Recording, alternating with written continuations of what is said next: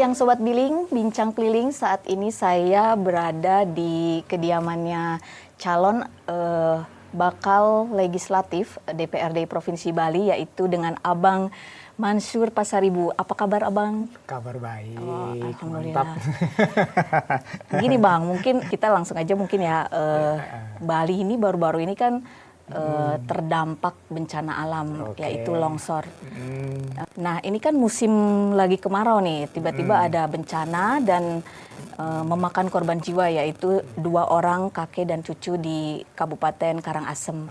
Mungkin sebagai caleg dari Perindo Bali nih Bang, gimana Abang menyikapi terkait dengan dampak bencana longsor ini? Karena baru pertama kali ini dan Abang juga mungkin bisa menyampaikan seperti apa dari Perindo Bali menyikapi tanggap darurat khususnya kebencanaan di Provinsi Bali. Oke, begini ya, kalau bencana kita nggak tahu dari siapa dan dari kapan jatuhnya ya. Tapi yang saya khususkan ialah gimana cara kita untuk tiba-tiba ada bencana untuk menanggulanginya. Ini yang saya harus pikirkan sama-sama. Di Bali itu sudah bagus sebenarnya, di Banjar, di tiap 2 minggu sekali ada kerja bakti, itu bagus sekali. Cuman kalau saya lihat kok ada agak gardam ya. Nah ini harus digiatkan lagi. Karena masih banyak kali saya lihat ya, saya sering keliling, entah ke Badung, kemudian Karangasem, ke Buleleng, itu sering kita lihat banyak sampah atau pembangunan yang mereka tidak didasari oleh pendidikannya. Contoh, orang membangun villa, contohnya ya, pikirkanlah gimana cara resapan air situ, ya, resapan airnya, kemudian gorong-gorongnya. Kebanyakan yang saya lihat ialah mereka gorong-gorong itu ditutup, sehingga pada saat air untuk mengalir itu tersendat di situ. Nah itu tolong dipikirkan, mungkin dibuatkan perdanya lagi, bahwa itu gorong-gorong tidak boleh ditutup apabila ada pembangunan, walaupun pembangunan villa atau pembangunan rumah tangga. Ini harus yang dipikirkan oleh undang-undangnya. Apakah saya ngerti? Apakah udah ada undang-undang sekarang? Apakah kita harus giatkan lagi? Apakah kurang sosialisasi? Saya nggak ngerti. Ayo kita sama-sama masyarakat, sama-sama pemerintah, lurah. Ayo kita mulai dari sekarang, karena kita nggak tahu bencana kapan saja. Tapi kesadaran dari kita juga harus kita sama-sama kita harus dasari.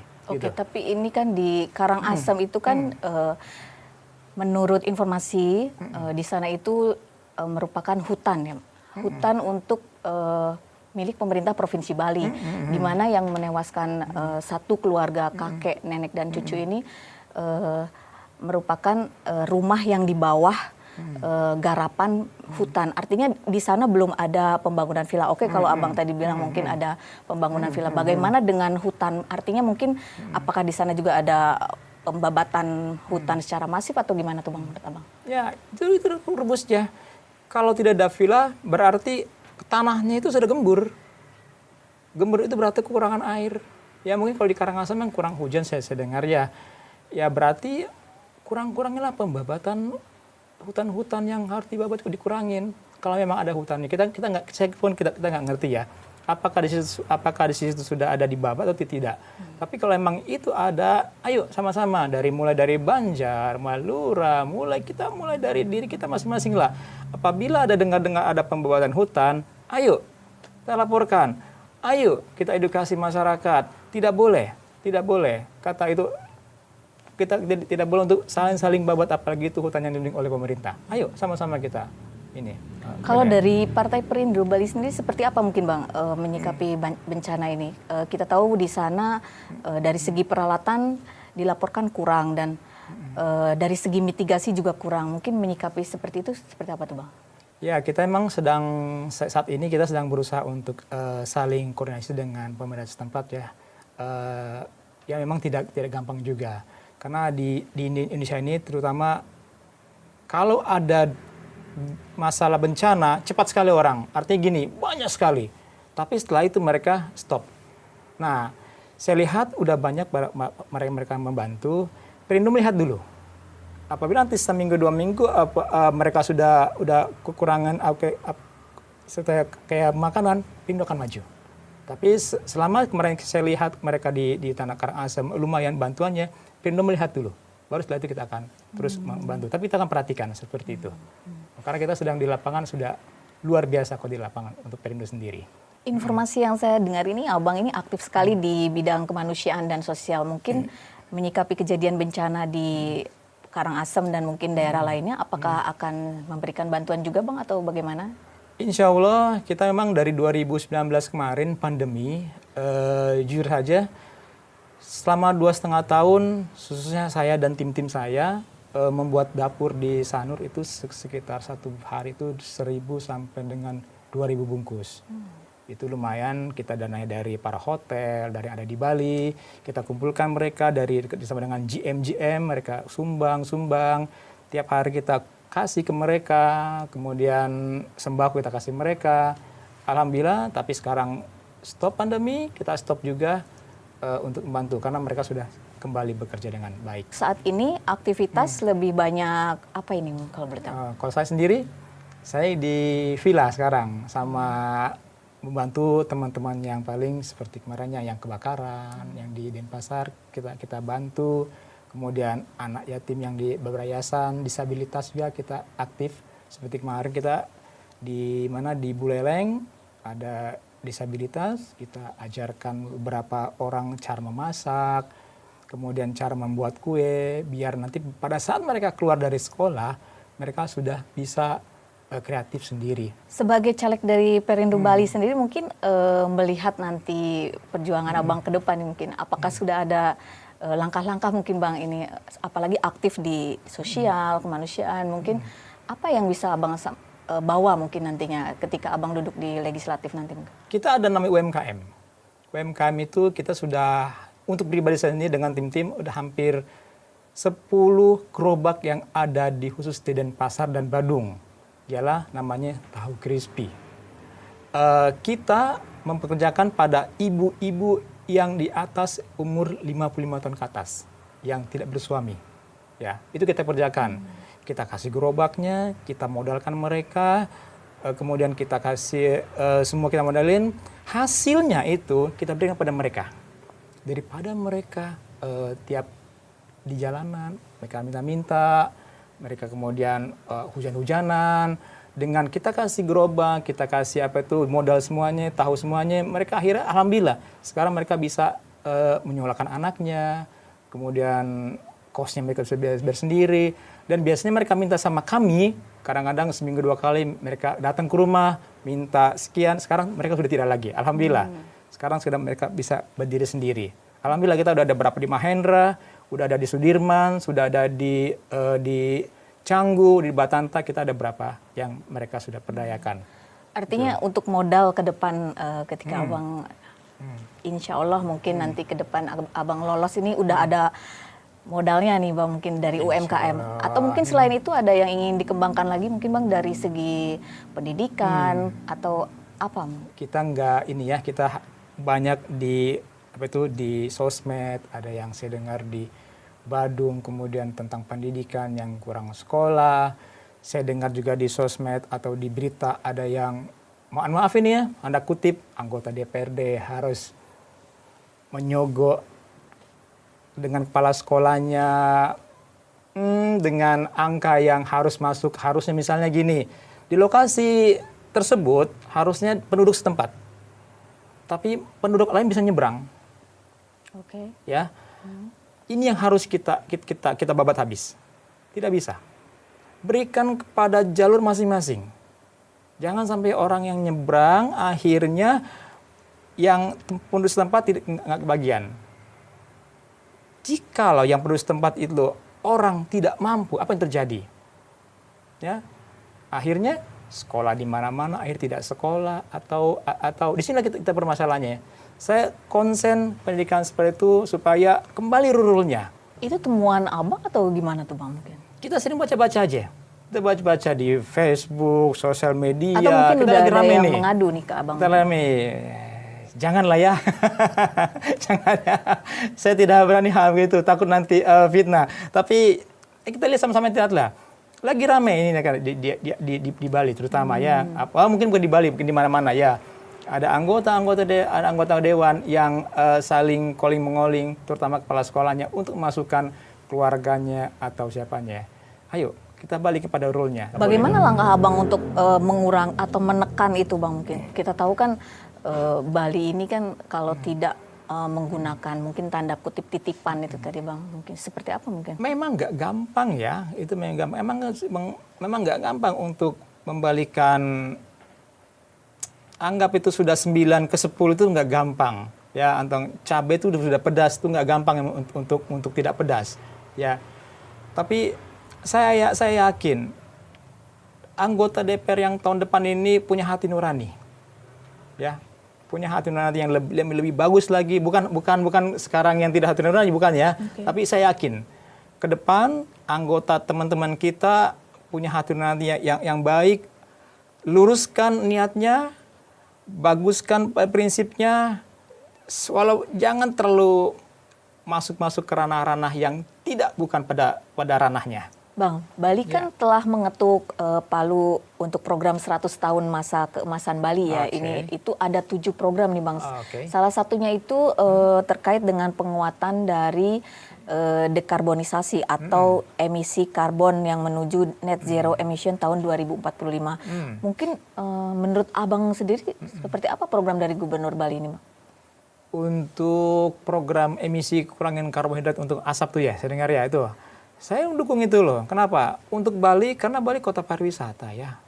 Jangan sampai seperti kota-kota lain yang banyak asap, polusi tinggi sekali, sehingga wisata terutama di Bali ini, ingat ya, kenapa orang-orang lain pada turun wisata? Karena polusinya itu ya. Nah, dengan Gubernur Koster kemudian mau buat seperti itu, saya dukung banget. Karena itu pastikan Bali seperti ini aja. Jangan sampai polusi kemana-mana itu, ini saya dukung gitu. Oke, mungkin bentuk dukungan yang akan Abang lakukan itu seperti apa? Mungkin dalam hal mungkin nantinya Abang dalam bekerja bersama rakyat nantinya seperti apa mungkin? Terutama saya akan beli motornya dan mobilnya. Oke. Motor listriknya. Kemudian anggota lain, keluarga saya akan beli seperti itu. Ya. Kalau sekarang udah ada, Bang? Kalau sekarang udah ada tapi segera, udah pakai ya? Segera. Oh, belum berarti ya? Karena lucu kemarin saya lihat, nggak bunyi. Oke. Artinya dengan adanya program dari Gubernur Koster yang merancang untuk 100 tahun ke depan ini, menurut Abang bagus berarti? Bagus. Atau mungkin ada lagi tambahan-tambahan yang ingin Abang sampaikan ketika nantinya Abang akan maju berhadapan dengan calon bakal legislatif lainnya mungkin, meskipun sesama dari Perindo sendiri mungkin, apa yang akan Abang lakukan mungkin? Ya, kita sederhana aja ya. Kita nggak muluk-muluk sebagai calon legislatif bacalek ini ya. Yang sudah ada programnya seperti di pendidikan, itu kita akan munculkan. UMKM-nya itu akan kita munculkan. Ingat, Bali ini kota wisata. Tapi jangan juga semua berbondong-bondong di kota wisata. Padahal di situ banyak tanamannya, padahal di Budugu tuh luar biasa. UMKM-nya orang jualan tuh sebenarnya itu harus mulai dikembangkan. Ya, jangan sampai wisata tok yang kita pikirkan. Padahal banyak lagi yang program yang lainnya. Ya. Oke. Itu kita pikir ke depan itu nanti. Termasuk dengan mitigasi bencana tadi mungkin Abang sudah siap ya? Ya, kita harus pikirkan itu tetap balik lagi seperti rule semulanya. Banjar-banjar yang saya dengar mulai agak sedikit mengkerut untuk kerja baktinya digiatkan kembali, karena Bali ini terkenal dengan kerja baktinya. Dulu udah keren sekali, tapi mudah-mudahan mungkin sekarang gara-gara kemarin pandemi ya, orang jarang kumpul akhirnya gitu ya. Sekarang balik lagi rule-nya. Kalau sekarang sampahnya sudah banyak juga, hayu sama-sama kita pikirkan supaya di got-got itu air mengalir, tidak ada sampah, plastik segala. Iya, 2019 pernah saya lakukan di kota Gianyar itu, saya mengumpulkan 1,5 ton beras. Saya minta kepada para vendor-vendor yang ada di Bali yang mereka punya plastik. Kemudian saya datang ke lokasi tersebut, saya tukar dengan 5 kg sampah plastik, 1 kg beras. Oke. Ya, itu alhamdulillah berhasil. Dan saat hari itu desa bersih semua. Ya, hasil saya bawa pulang sampah plastik 3,5 ton dengan 4 truk. Ya, saat itu 2020 nggak salah itu. Kalau itu terkait sampah ya? Sampah plastik tuh yang tadi itu sampah itu. Kalau Banjir. sekarang mungkin seperti apa nih, Bang? Ya kita pikirkan lagi, kita harus balik dulu lagi, terutama tadi sampah-sampah itu ya tadi saya bilang itu banjar-banjar, terus kita tingkatkan lagi ya kerja baktinya, kemudian tolong pada para yang pembuat rumah, tolong kalau ada buat rumah jangan di stop ini betul parit-paritnya gotnya. ya.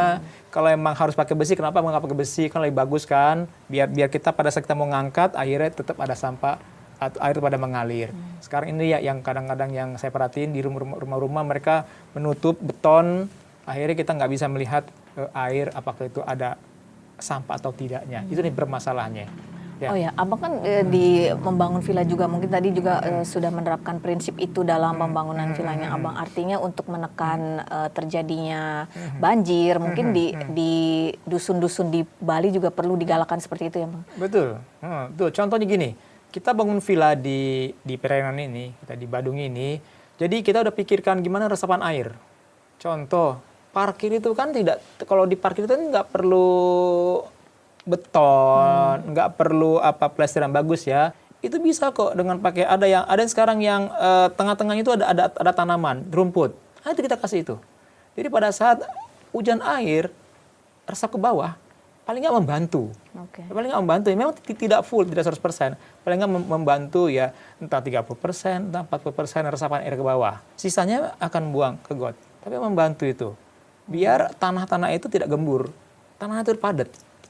Kalau sudah tanah padat, insya Allah deh, pasti saya yakin kalau tanah padat itu tidak akan terjadi longsor, gimana.